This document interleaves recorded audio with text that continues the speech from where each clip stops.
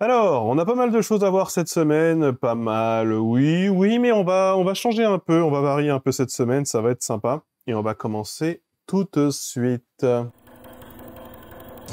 Les déserts médicaux. Alors là, j'ai très envie qu'on parle de ça, puisque en fait, j'étais au McDo la semaine dernière, pour rien vous cacher, et je suis tombé sur le West France, puisque au McDo où je vais, il y a le West France. Et il y a eu pas mal d'articles dans le West France ces derniers jours qui ont été consacrés aux déserts médicaux. Que faire contre les déserts médicaux? L'actualité finalement de la désertification médicale, puisque ça en actu à soi. Il y a beaucoup vraiment, comme il y a beaucoup d'articles qui en parlent, il y a aussi beaucoup de facettes au problème qui sont abordées. Et c'est ce dont j'ai envie de parler aujourd'hui. Le constat déjà qu'on peut faire, eh bien, c'est la France est vraiment un gros désert médical, vraiment un très très gros désert médical. Beaucoup de candidats ont parlé de la France médicale, la France déserte, que faire. Ils ont eu chacun quelques propositions, même si ça n'a pas du tout été un thème de campagne. À peine un thème de campagne en tout cas. En même temps, il y a eu à peine une campagne, faut le dire aussi. Beaucoup de prétendants parlent de la Creuse. Alors la Creuse, probablement parce que le nom du département est Creuse. Et il y a cette image que, on fait souvent des blagues sur la Creuse pour dire que c'est vraiment, en gros, le tiers-monde de la France. Le monde d'ailleurs, quoi, vraiment. Ils vivent tous dans des communautés, je sais pas, dans des yourtes ou je sais pas quoi. C'est quoi ce département de mort où il y a rien? Eh bien, la Creuse n'est pas le département le moins bien loti en termes de personnel de santé. Il se trouve que, par exemple, la région française qui est le plus gros désert médical, et ça m'a surpris de le lire, c'est tout à fait l'Île-de-France pour une raison qui est très simple. Sa population ne cesse d'augmenter rapidement et drastiquement, mais le personnel médical, lui, stagne en nombre. Alors il y a aussi un phénomène qui est lié à Paris même, qui est tout simplement que le coût de la vie devient tellement important en Île-de-France qu'un salaire d'aide-soignant ou d'infirmier ne suffit parfois pas à vivre à Paris. Donc du coup, les gens préfèrent partir, s'éloigner, aller dans la grande couronne. Donc, globalement, l'Île-de-France est pas bien lotie. 62% de l'Île-de-France est un désert médical. Et la situation est encore plus critique en Seine-Saint-Denis, où là, c'est 92% du département qui est sous-doté. 92% de la Seine-Saint-Denis. Et d'ailleurs, ça vous évoquera peut-être des réminiscences de ce qui s'est passé pendant le Covid, où il y a eu une surmortalité et des taux d'incidence de ouf en Seine-Saint-Denis, parce que c'est un département qui est très peu couvert par le personnel médical. Alors, je vais vous montrer une carte. Densité de médecins généralistes en activité régulière et libérale par bassin de vie au 1er janvier 2022. C'est un graphique qui nous vient de Capital, le journal Capital, où on voit que globalement, tout est sous-doté, surtout le milieu. Les zones les mieux loties, ce sont les zones côtières, les zones et les villes thermales. La désertification médicale ne se limite donc pas aux campagnes, on le voit bien ici. On a 14,5 médecins généralistes pour 100 000 habitants dans le Morbihan autour d'Auray. C'est à côté de Vannes, en gros, dans la zone de Vannes, Auray. En gros, à peu près 15, 14,5-15 à Auray pour 10 000 habitants, sauf qu'on tombe à 5 à Paris. Il n'y a que 5 médecins pour 10 000 habitants à Paris. Et si jamais tu prends par contre genre Courtenay, qui est un bassin de vie dans le Loiret, on est à 0,6 médecins pour 10 000 habitants. Alors qu'à Mont-d'Or, dans le Puy-de-Dôme, qui est une zone thermale, on est à 21 médecins pour 10 000 habitants. 40 fois plus de médecins par habitant dans cette zone qu'ailleurs. Alors, si on continue, on nous apprend, donc toujours le docteur Jean-François Gérard Varret nous dit qu'il y a que 2% de la population qui vit en zone confortable en termes d'accès aux soins. En médecine générale, on parle. Et donc le problème, c'est le numerus clausus, on nous dit, qui a été instauré, donc en gros, entre la fin des années 70 et début 90, on a baissé le numerus clausus. Donc la situation s'est nettement dégradée ces dernières années, même dans les zones considérées comme des zones bien dotées. Donc souvent les littoraux, où là aussi on a quand même une baisse significative. Globalement, on manque de médecins partout. Vraiment, partout. Par exemple, là, on a l'exemple de Royan, qui est une ville, je crois que Royan, c'est quoi? C'est en Vendée, c'est en Charente? Charente-Maritime, ok. Où, globalement, le nombre de médecins généralistes a chuté de 31% entre 2010 et 2022. Et donc, il y a aussi 6,3 millions de Français sans médecin traitant, alors que théoriquement, c'est obligatoire. Vous êtes censé avoir un médecin traitant qui gère vos paplards et vous êtes mieux remboursé et blablabla. Alors moi, ça a été une galère. Quand je suis arrivé à Strasbourg, j'ai vu 3 médecins avant qu'il y en ait un qui m'accepte en tant que nouveau patient. Bon, le premier, c'est pas grave s'il voulait pas, parce que il croyait pas dans les IRM, mais il croyait pas dans les scanners, il ne croyait pas. Je sais pas ce que ça voulait dire. Il était médecin homéopathe, donc il était un peu chaman en vrai. C'était surtout un chaman. Quand je me suis pointé avec mon ordonnance de radio pour une sinusite, la meuf, elle m'a dit, moi je veux bien vous la faire la radio, mais ça va servir à rien. Il faut faire un scanner. Je lui ai dit, mais le médecin, il est contre les scanners. Je lui ai dit, rip, hein. Je peux rien faire. Continuons de parler, parce que j'ai encore beaucoup de choses à dire. Il y a aussi un problème, c'est les déserts obstétricaux. Donc ça recoupe le problème des déserts médicaux, évidemment, puisque c'est une spécialité médicale qui touche là plus particulièrement les femmes, et notamment problème des maternités. Il faut savoir que plus de 10% de la population se situe à plus de 30 minutes d'une maternité. Il y a plusieurs départements où il n'y en a plus, ou des circonscriptions où il n'y en a plus. C'est le cas dans ma région. La maternité de Langres a fermé, il me semble. Donc il faut accoucher à Dijon, dans le département d'à côté, quoi. Il faut, ce qui a déjà été le cas. Moi, je suis né en Haute-Marne. Mes deux sœurs sont nées à Dijon. Donc les résultats montrent donc, que plus de 10% de la population se situe à 30 minutes d'une maternité. Donc ça représente 6,8 millions de personnes. C'est 12 000 communes.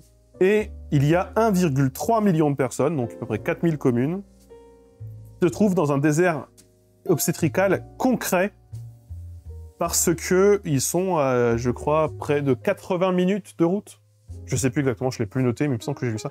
80 minutes de route d'une maternité.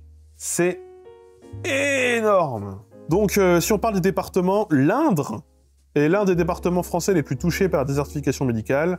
La situation de Reuilly, je sais pas où c'est, mais est emblématique. Son dernier généraliste part à la retraite.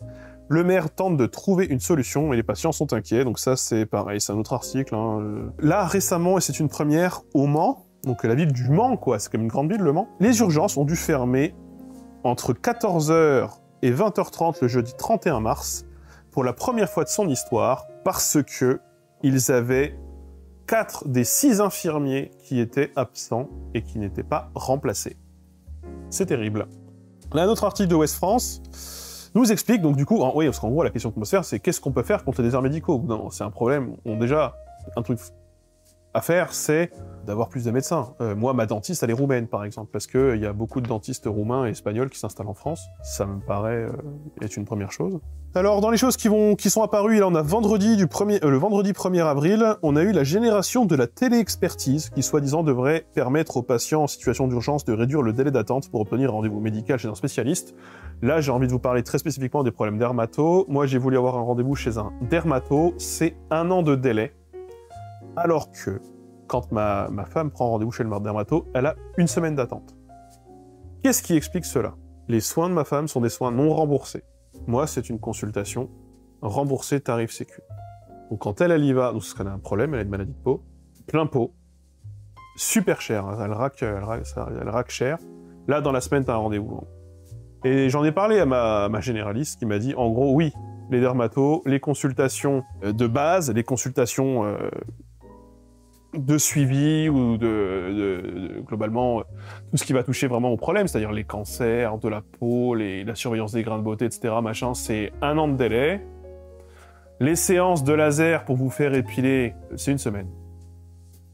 En gros, 1 semaine, 10 jours. Alors que c'est les mêmes spécialistes, c'est les mêmes personnes. Hein. Donc, elle me disait que oui, ben forcément, les dermatos, pour marger, pour faire le gros de leur CA, c'est des soins esthétiques. Et c'est ce qui leur rapporte le plus. Et donc c'est là-dessus où ils réservent le plus de créneaux, à part les créneaux d'urgence. En fait, le fait qu'il y ait une pénurie de médecins, ça permet aussi à quelques médecins d'en profiter malgré tout, si on le prend. Donc je vais poursuivre. Hein. Qu'est-ce qu'on peut faire d'autre contre ça? Eh bien, il y a, et ça vous allez l'apprendre, il y a des aides de l'assurance maladie. L'assurance maladie subventionne les médecins qui s'installent dans des zones désertifiées.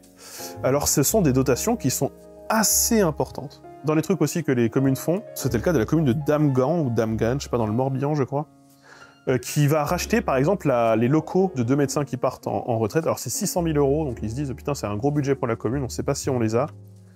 Mais il faut racheter le local médical pour être sûr qu'il ne va pas être transformé en autre chose, pour pouvoir le conserver et potentiellement le louer voire le donner, le céder à titre gratuit, ou en tout cas le louer à titre gratuit à du personnel médical qui pourrait venir s'installer. C'est ce qu'on appelle les cadeaux de bienvenue pour les médecins qui décident de venir. Et là, je ne l'ai pas noté, mais dans le Ouest France, sont régulièrement les articles qui montrent que, là j'ai vu ça dans le cas dans le Finistère, les communes se mettent en concurrence à qui offrira le plus aux médecins qui acceptent de venir. Et donc on est souvent dans un cas où c'est les communes les plus pauvres qui raclent le plus en fait, qui allongent le plus parce qu'elles ont besoin, parce que c'est les communes où il y a le plus de retraités, c'est les communes où il y a le plus de sédentaires, qui donc voilà, offrent des logements, offrent tout un tas de trucs. Et donc voilà, il y a aussi l'aide de la CPAM pour l'installation de médecins en zone classée comme déserts médicaux. Alors il se trouve que, et ça, il y a eu plusieurs articles aussi là-dessus, qui parlent de la situation de 2 médecins qui devaient partir à la retraite. C'est ce qu'ils avaient annoncé au maire de la commune en question où ils étaient installés. Et en fait, ils sont pas du tout partis à la retraite, ils ont pris, donc c'était un couple, donc au total 95 000 € alloués par l'assurance maladie pour s'installer dans une zone désertifiée, sachant qu'ils venaient eux-mêmes d'une zone désertifiée. Et ça, c'est assez incroyable comme histoire. Leur départ a provoqué la foudre du maire de la commune, persuadé que les 2 professionnels de santé partaient en retraite, et stressé par la pénurie de professionnels de santé occasionnée par leur déménagement, dans le Nord-Sarthe. Voilà, dans la Sarthe. Le plus important dans l'histoire, c'est que, ils ont menti sur leur motivation, et ils se sont barrés pour toucher le pactole, sachant qu'en fait, ils étaient déjà un peu en pré-retraite. Et donc du coup, la CPAM de la Manche a dû se défendre, et elle s'est défendue très simplement en disant, donc là c'est auprès de Ouest France, que en France, il existe le principe de libre installation des médecins. Et que donc, c'est pas la CPAM qui va chercher les médecins. C'est les médecins qui viennent, et quand les médecins viennent, et c'est la CPAM qui le dit, on est dans une logique de liberté totale d'installation. Donc peu importe d'où ils viennent, tant qu'ils vont dans une zone désertifiée, ils peuvent toucher l'aide, même si, en fait, ils créent un précédent, même s'ils contribuent à la désertification quelque part, le fait qu'ils remédient à la désertification ici, les rend éligibles à l'aide, en gros. La CPM qui dit, même si on l'avait su, ils avaient quand même le droit au contrat d'aide à l'installation des médecins, donc c'est le CAIM, c'est automatique, donc ça c'est le directeur Philippe Decamp qui le dit. Il faut savoir que du coup cette aide est versée à 50% au moment de l'installation et 50% après 1 an d'activité.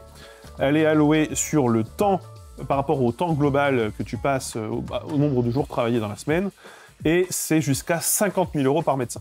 Le médecin doit juste s'engager à rester au moins 5 ans. Ça a beaucoup fait réagir, évidemment, parce que c'est absolument scandaleux, enfin qu'on se le dise. L'État qui paye pour que des médecins abandonnent en fait leur patientèle quelque part où on a besoin d'eux pour aller dans un autre endroit qui est dans la même situation, en réalité, c'est juste... en fait, la somme, elle est nulle. Parce qu'on a gagné quelque part, on l'a perdu ailleurs. Donc là, la somme, elle est nulle. Il n'y a pas de gain, quoi. Je ne comprends même pas du tout c'est quoi l'histoire, quoi. Enfin, comment c'est possible. C'est vraiment, pour moi, la connerie du libéralisme. Hein. Vraiment, là, il n'y a pas de... Le fait de vouloir tellement pas mettre de contraintes, là on tombe sur ce genre de conneries, vraiment. Donc il faut aller plus loin que les cadeaux de bienvenue. Soupire le vice-président de l'Ordre des médecins, Jean-Marcel Mourgue. Alors il le dit par rapport à cette affaire, mais il le dit aussi plus globalement par rapport au programme des candidats. Très peu de coercition, à part un peu à gauche, notamment le programme du PCF, hein, qui veut mettre fin à la libre installation des médecins. Globalement, les autres, c'est plutôt des histoires de cadeaux, hein, quand même. Donc en gros les cadeaux de bienvenue ça ne suffit pas, ça ne règle pas grand chose au fond. Et donc il explique que lorsqu'un médecin s'installe dans un territoire sous-doté, il est éligible à une aide versée par l'assurance maladie, donc le contrat d'aide à l'installation des médecins, dont le montant varie en fonction du jour d'activité, du nombre d'activités, etc. Blablabla. Donc il faut savoir que par exemple, c'est 50 000 € si tu bosses 4 jours par semaine, c'est 37 500 pour 3 jours, 31 000 et quelques pour 2 jours par semaine, etc. Blablabla. Même si tu es en zone de criticité, tu peux monter encore au-dessus. Là, tu peux monter à plus de 60 000 €. Et donc ça, c'est l'agence régionale de la santé qui verse. Mais en fait, il explique, et en fait, ça ne sert pas à grand-chose. L'aide ponctuelle... Enfin, le cadeau de bienvenue, l'aide ponctuelle, sur le moment, elle ne règle absolument aucun problème de fond concernant les déserts médicaux. Absolument. Pas du tout. Et donc, en fait, en gros, ce qu'ils disent, c'est qu'il vaut mieux un accompagnement des médecins au long de leur carrière, dans un désert médical, plutôt qu'une aide financière. Même une aide financière, ils considèrent que c'est plutôt inefficace. Après, cette histoire de libre installation, moi je suis contre la libre installation des médecins, que ce soit dit. Elle n'existe pas pour les profs, elle n'existe pas pour les pharmaciens, elle n'existe même pas vraiment pour les kinésithérapeutes, puisque les kinésithérapeutes, dans les zones surdotées, ils ne peuvent pas s'installer. il faut attendre qu'il y ait des départs, ou alors il faut qu'ils aillent dans une zone moins dotée. Donc c'est vrai pour tout un tas de professions libérales, y compris les professions médicales. Pourquoi est-ce que les médecins, ça ne devrait pas... Enfin, voilà. Et oui, en plus, c'est déjà la collectivité qui paye les médecins. Alors il y a toutes des histoires de tarifs sécu, de privé, de public, de blablabla, de blablabla. C'est vrai que c'est absolument aberrant aussi ce système en France, où on rentre dans un autre débat, mais que le tarif sécu, en fait, la sécu ne rembourse que 70% du tarif sécu, ou 90% en Alsace. C'est absolument incompréhensible. Mais le tiers payant automatique, le problème du tiers payant automatique, je crois que c'est le problème des mutuelles en réalité.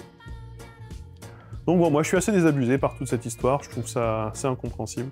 Le souci, c'est que finalement la santé n'est pas un service public, c'est pour ça qu'il y a une liberté d'installation.